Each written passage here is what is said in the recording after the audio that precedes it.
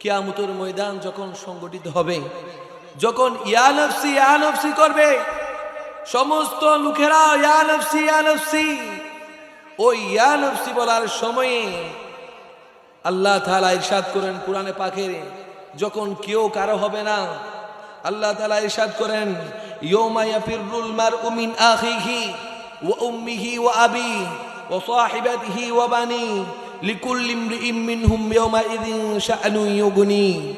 অর্থাৎ প্রিয় হাজিরিন, আল্লাহ তাআলা কুরআনে পাকের মধ্যে ইরশাদ করেন ইয়াউমা ইয়াফিরুল মারউ মিন আখিহি, সেই দিন মানুষ তার ভাইকে দেখে পালিয়ে যাবে। কিয়ামতের ময়দানে মানুষ তার ভাইকে দেখে পালিয়ে যাবে।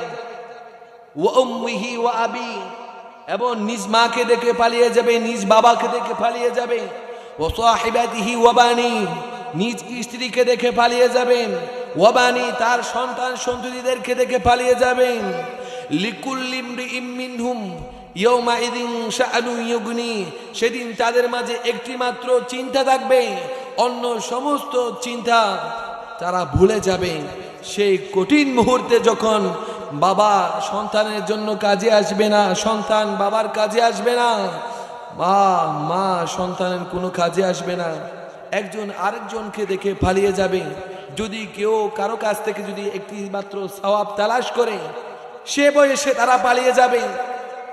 তখন হবে সওয়াবের মুআমালা, দুনিয়ার কোনো ধন সম্পদ তখন কোনো কাজে আসবে না, তখন নেকি কাজে আসবে। একটি মাত্র নেকি যদি আমার সন্তান আমার কাছ থেকে তালাশ করে, সেই জন্য বাবা সন্তানকে দেখে পালিয়ে যাবে, সন্তান বাবাকে দেখে পালিয়ে যাবে। প্রিয় হাজরিন, সেই কঠিন মুহূর্তে আমার আকা সাল্লাল্লাহু আলাইহি ওয়াসাল্লাম আল্লাহ তাআলার দরবারে সিজদায় পড়ে আমাদের জন্য